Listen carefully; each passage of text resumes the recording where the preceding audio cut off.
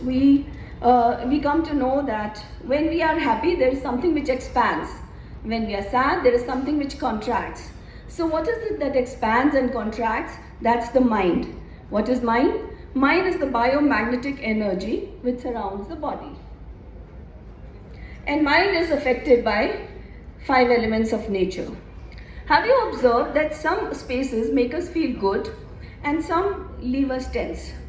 That is because of the prana of that space. When the prana is high, positive energy is more. The prana is low, it's less. And prana increases from these 5 elements of nature: the earth, water, fire, air and space. Even suicidal tendencies can just go away, can be altered by sitting near water.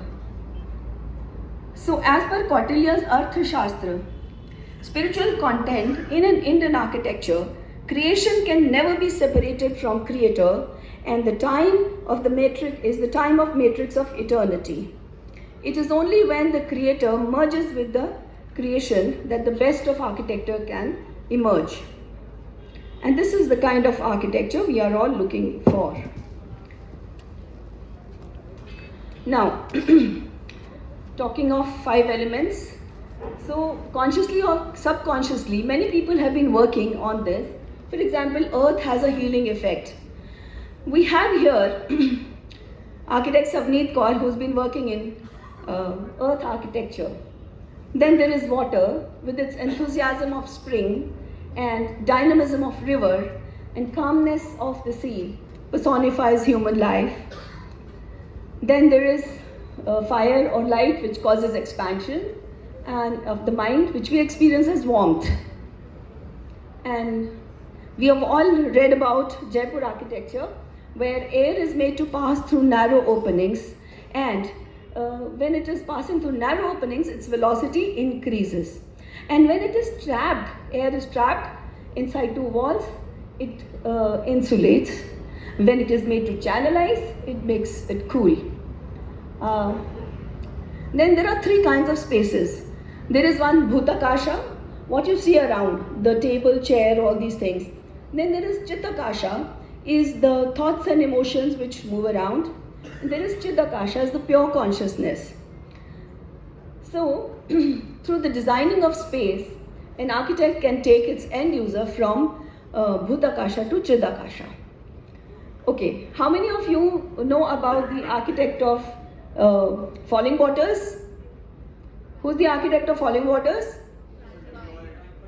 Okay, how many of you know about the architect of Hawa Mahal? See, we have been taught about architects from other countries and we don't know about our own country. So, I think Ashish can tell. Who's the architect of Hawa Mahal? Ustad Lalchand. Yes. So this is a list of my awards, and I wrote a book, and down below is the picture where I'm speaking in a conference in Egypt. This is my international book launch where I was invited by Consulate General of India, New York. Some of my awards. Okay. So, in the beginning, the first big project which got me an award was LIG Housing, Sonipat. So, 4,400 dwelling units, each one having 325 square feet.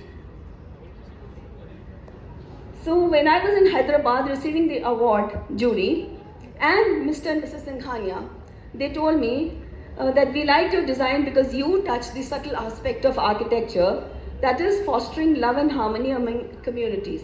So here, 28 families were living like one family. See, we created these social interactive spaces, and in the plan, air flows, we got courtyard planning. Air comes from one side and exits from the other, and this is a good positive spaces are created. So each house is having 2 rooms, kitchen and a WC bath. On the above we have 12 houses in a courtyard which have a terrace each. The journalists called me an architect as artist of human togetherness, and I try to create the Sanjha Veda of Punjab. So this is the culture which I try to promote. A common courtyard. In Kerala it's called Nattumuram. And so interesting thing was when I was sitting here, I was taking pictures. Two ladies were sitting and chatting with each other. Suddenly another lady came and she said, मेरे इस बेटे का ध्यान रखना, मैं बड़े वाले को स्कूल बस से लेके आती हूँ. There was another man reading the newspaper. A boy came and said, uncle, score batana. So isn't it like one family? We share joys and sorrows. And the picture down below is that of 4 generations basking in the sun, and that too in a house which we gave only for 80,000 rupees. So this is my own house, which I call God's home. Make your home God's home, and there will be love and abundance. So we enter my house through a ramp, and both sides we have fountains, and the temple is like standing on one pillar, signifying Advaita philosophy. It's a floating temple. That's a daytime view. What I call rhythm of waves and movements in the ceiling, call for a florsal music. Then, since we chose a plot which had hill in the front, I made a swimming pool in the center of the house and all the rooms surrounding it. So, from everywhere you see water, light, air, and space. And this is the entrance lobby. A very interesting moment happened here, which I call the subtle aspect of architecture. One building material wala had come to me at 9 o'clock. I called him at 9, but I got ready by 9:20. So I told him, I said, sorry, I'm sorry, you had to wait for me. कि आपको 20 minute wait करनी पड़ी. कहता है ma'am I must thank you, क्योंकि जब मैं अंदर आया मेरे बॉस ने मुझे इतने डिफिकल्ट टारगेट्स दिए थे कि मुझे लग रहा था ये कैसे होगा पूरा. But looking at this water and this space, all my stress is gone. So this is one of the good moments. Another magical moment was when art of living के बहुत सारे लोग मैं देख रही हूँ. So Vikram Hajra is an international singer and he came and stayed in my house. Hajra जाने लगे अगले दिन, उनको लुधियाना से कोई लेने आए हुए थे. And at 12 o'clock he was at the door and he said, Renu जी मेरा मन कर रहा है फ्लूट बजाने को. मैंने कहा आप बजा लो. He started at 12 and finished playing the flute at 3 p.m. So, and he said, it's at the call of divine.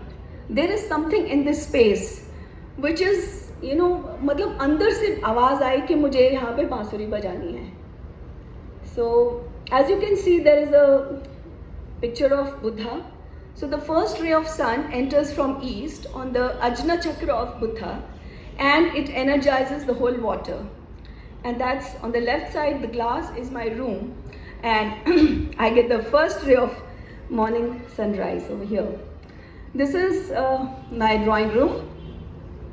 I believe in color therapy, and every chakra has a color attached to it.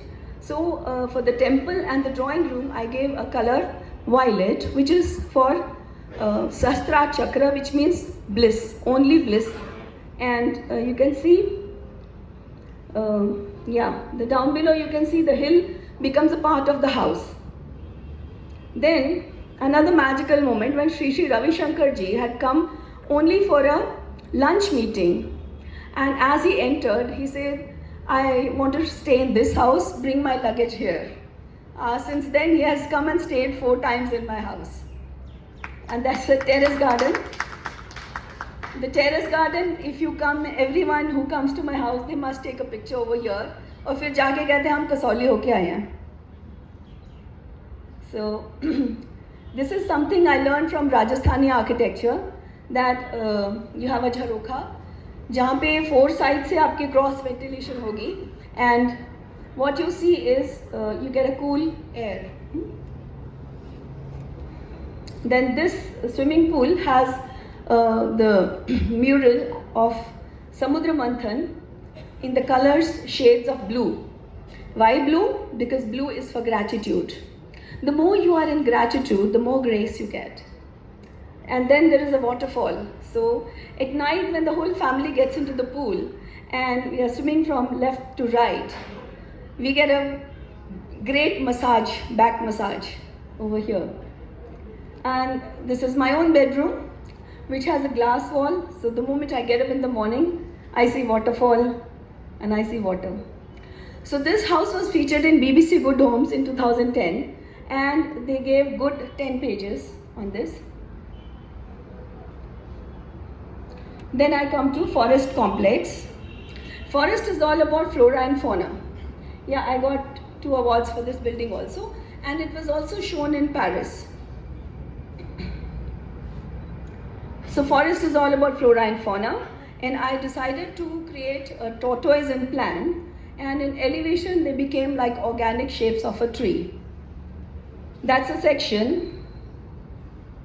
The moment you enter, you see this waterfall, which is a 40 feet high waterfall amidst a 80 feet dire water body. So every time you are either walking in the corridors or in the glass lift, you always feel you are in tropical rainforest. So then I come to Chappar Chiri. When I got this Chappar Chiri project, the idea was to take the visitor to 1710 and connect them with the visions of Banda Bahadur. Memorial cum museum. I read 10 books on history, and I wanted to do emotive and experiential architecture, so which can make you travel through time and space. Now this was the plan, and we were told that when Banda Bahadur came to Banur, he forewarned Wazir Khan, I have come, you get prepared for the defeat. Now Wazir Khan chose a site for war which was plain on one side and it had a rough terrain on the other side. The rough terrain had a chappad, a chiri and tibbas. He thought, I'll give this land to them and they will lose the war. When Banda Bahadur came, he climbed the highest tibba and he decided his war strategy. He said, let them come forward, and it happened the same way. They came forward and fell in the pond. And then when they came still further, these Sikh forces were standing behind the tibbas and they did guerrilla attacks and they won the war. So to explain, make it more experiential, I recreated the same landscape. We have, underneath these tibbas we have buildings. So one of them has a cafeteria, another one has an immersive experience, and the Victory Tower I did on the other side. And we also made sure that the reflection of Victory Tower, it comes fully in the water body. This was my very first sketch. This is how we made the tibbas. These are domes, 10 meters and 20 meters domes. Then a competition was held by Chitkara College, and the winning picture came in my book. This is standing behind the tibbas, one can experience the guerrilla warfare. And you can see the openings over there. This view you get from the second victory walk from the tower. This picture was taken at 3 a.m. Architecture is not easy. Even when you make something good, you need good timings to take good pictures. This is information center and the first level of Victory Tower at 70 feet. Can you imagine, this whole building was done within 11 months, not even a year. So we used hybrid technology, prefab and RCC both. Then on 12th of May, they had this sound and light show over there to celebrate the victory. This is how the structure went, the wall lighting. And we created a picture point where you get your own picture and the picture of Banda Bahadur statue and the Victory Tower in the same frame. So we wanted to take people in 1710.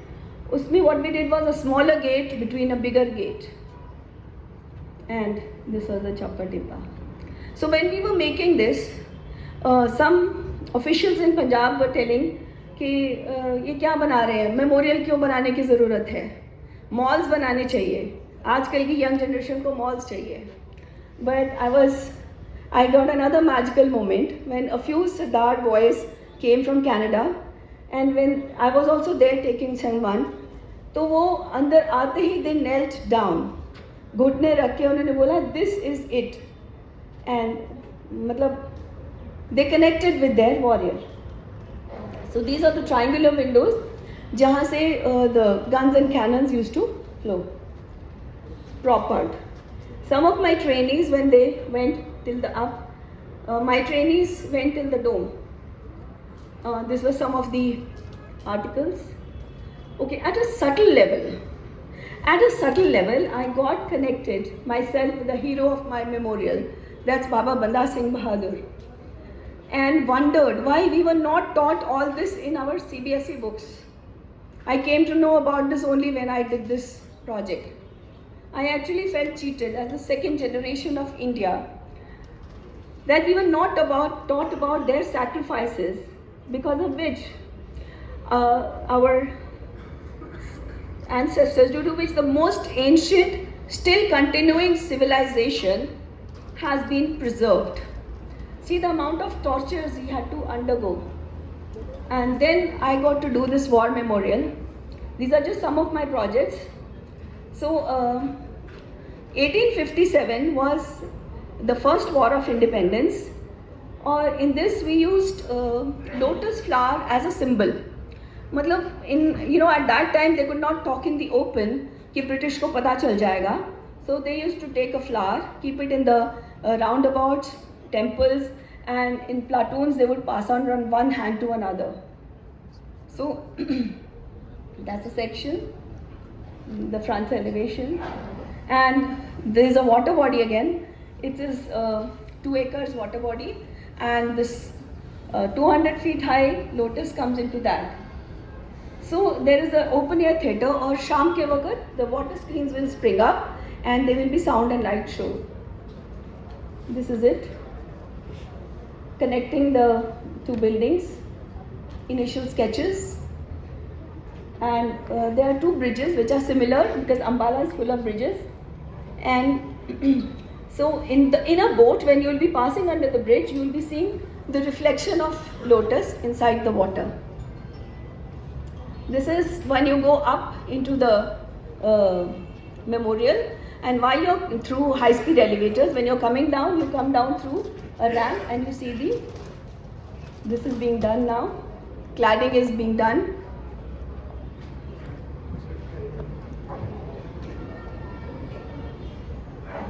Okay, now we were always taught that the British civilized Indians. I want your attention please. We always were taught that British civilized Indians, a false Aryan invasion theory was fabricated. Macaulay proposed to replace old and ancient education system and culture to make them lose their self-esteem. Only then we can truly dominate this true nation. Max Muller was employed to create distorted version of Vedas. Can you imagine somebody played with our knowledge systems? This is the subtle aspect of architecture. It takes you from architecture to culture to civilization. When remains of Mohenjo-daro and Harappa were found, this architecture spoke for itself and it refuted the Aryan invasion theory. I went to Egypt to read this paper, and I noticed there was very tall columns of 1500th century BC still existing.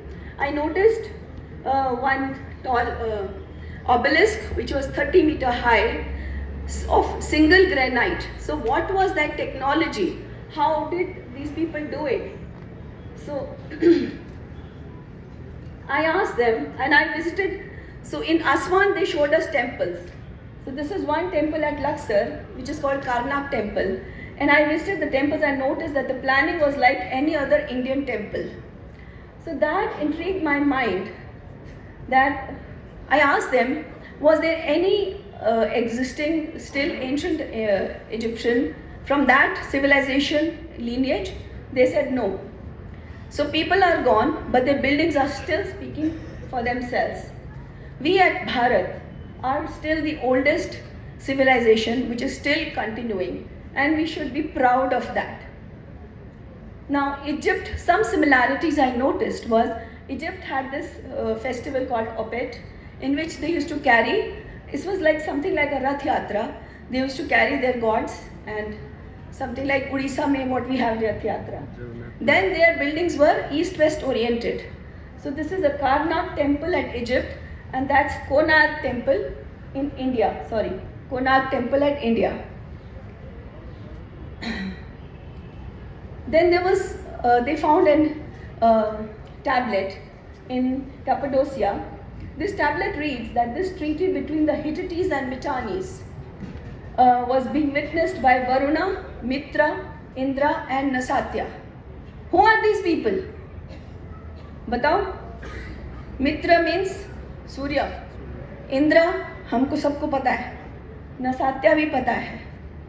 So, then they showed me temple of Ramses. I said, ये तो हमारे God है यार. Ramses. So then there was another god, Amun, which is blue in color like Krishna. And what is Amun? Is it not like Om? Then we have found one Hanumanji in Honduras, America. So some more similarities. There is swastik in Iran. Zeus, Poseidon and Hades. It's like Brahma, Vishnu and Shiva. This is most fantastic. Thank you. So this is some statue of goddess of like Saraswati found in Saudi Arabia from pre-Islamic times. And that is Saraswati, and that is the Egyptian Saraswati. So many similarities. You see Brahma sitting on lotus, and this is another one from Kyoto. Then Mohenjo-daro and Harappa, the town planning was based on gridiron pattern. So gridiron pattern mein, how is Chandigarh built?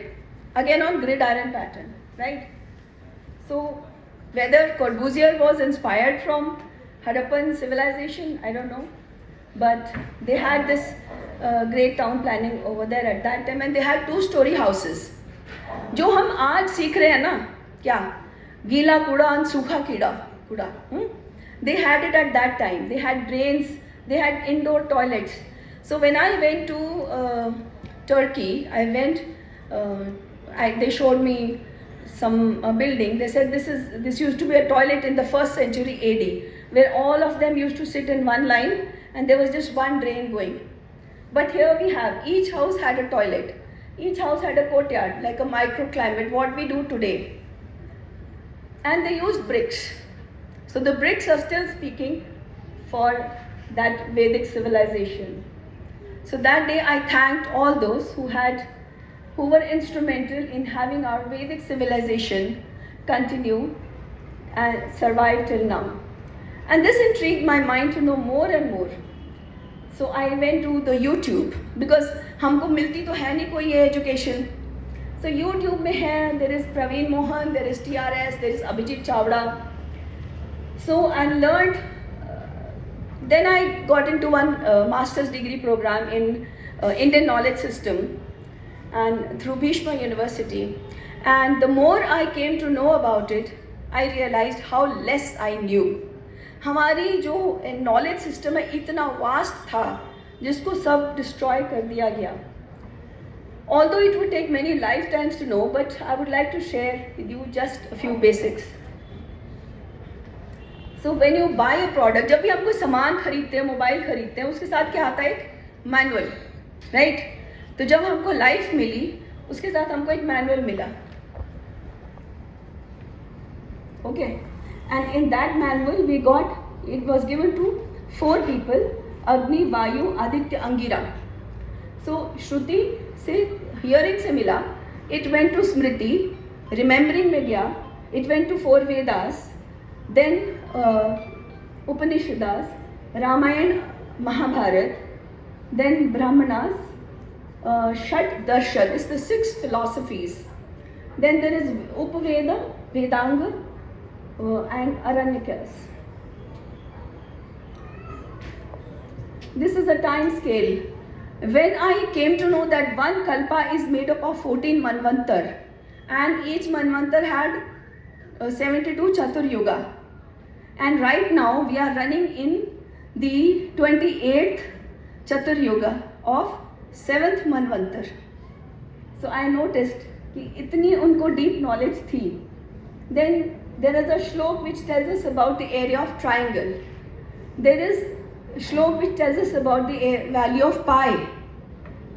There is a shloka telling about the forestry, about the units of measurements, about electricity, how electricity was made. If you go through this shloka, it says Shuka Griva, that's more. So Griva means the neck. So the neck of the blue color metal, which is copper sulfate. So copper sulfate को जब हम इतने pots में रखेंगे तो electricity can be produced. Then they talked about solar energy, astronomy. Incidentally, how many of you know who was the chief architect of Devas? Vishwakarma. Who was the chief architect of Asuras? He was Mayasur. So Mayasur was a great man, very great architect. He was the one who built Maya Sabha in Mahabharata. So House of Illusions, what they call. And he had written a book called Surya Siddhant. Surya Siddhant में complete dimensions of all the diameters of all celestial bodies, जितने भी planets हैं, the distance between different planets, orbits, and there was so much astronomy, total astronomy is there in that Surya Siddhant book. Now later, this is the same person who was from Meerut, and his daughter Mandodari married Ravana. Now this person created this new civilization called Mayan civilization, which is there in South America. Yeah, right. We know about the Dashavatar. Dashavatar is also starting from the fish, then the amphibians, like that. Amphibian, then the third mammal, then fourth half man, half animal. Then there is a Koshti Yantra, which talks about metal, extracting pure metal out of this thing. And there were metal alloys were there. Types of transport were there. They have also talked about spaceships. Then I thought of all those civilizations which are totally lost, जिनका कोई भी हमको trace नहीं है. So those were the Mayan civilization, the Khmer Empire, Eastern Island, Mississippians. Indus Valley is the only one which is still surviving, and we should be proud of that. Are we not proud of our own civilization? Yes.